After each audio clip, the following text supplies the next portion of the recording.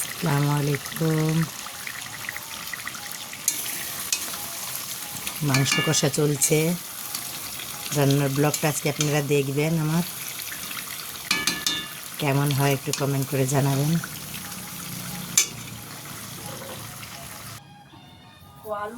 এই যে আলুটা ভাজা হয়ে গেছে,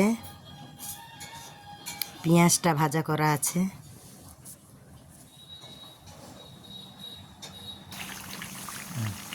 ফাইনালি এই যে জিরা ধনিয়া গুঁড়ি দিচ্ছি। আমরা আবার মাংসতে সবসময় জিরা আর ধনিয়া গরম মশলা গুঁড়ি করে খাই।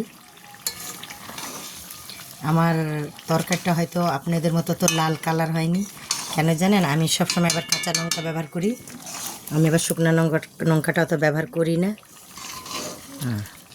জাল বাড়া, গ্যাসটা বাড়া, একটু দে গুঁড়া। সাথেই থাকুন।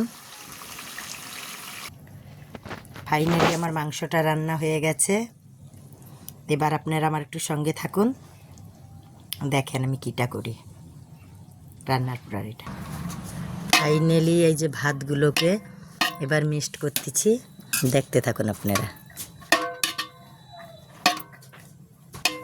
এই যে মাংসটা,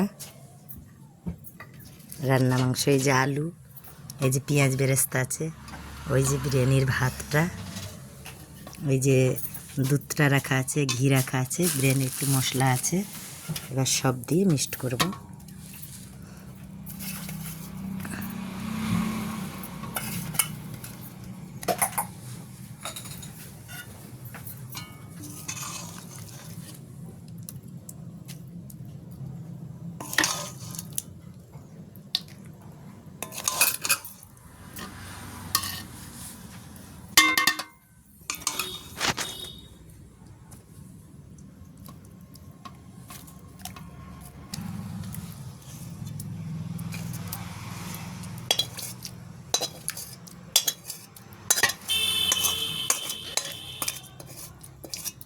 অন্ধকার দেখাচ্ছে, কারণ আমার ঘরে একটু ইসে কারেন্টেরই তো, ওই জন্য একটু অন্ধকার অন্ধকার দেখতে লাগছে।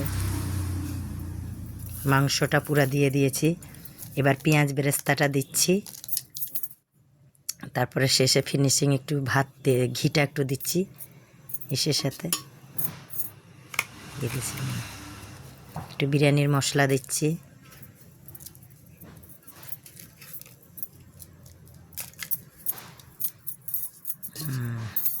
এই যে সব কিছু দেওয়া হয়ে গেছে।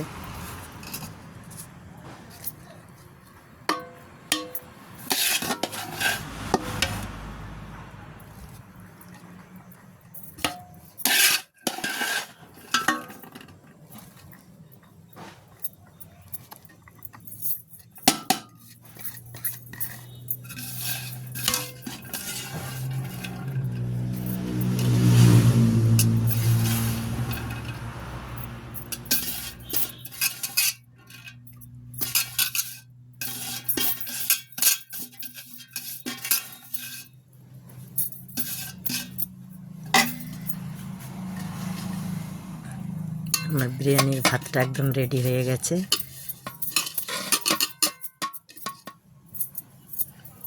এরপরে উপরে দিয়ে একটু পেঁয়াজ বেরেস্তা দিয়ে দিচ্ছি, তারপরে একটু ওই যে বিরিয়ানি মশলা রাখা ছিল গুঁড়া করে সেটা দিচ্ছি, হালকা করে একটু ঘি দিচ্ছি, এই যে হালকা করে একটু ঘি দিচ্ছি। তারপরে হলো এবার একটু দুধ আর এর সাথে করা আছে, এই যে মানে একটু রং কালার করার জন্য দুধ আর রং দেওয়া আছে, সেটাই যে দিচ্ছি।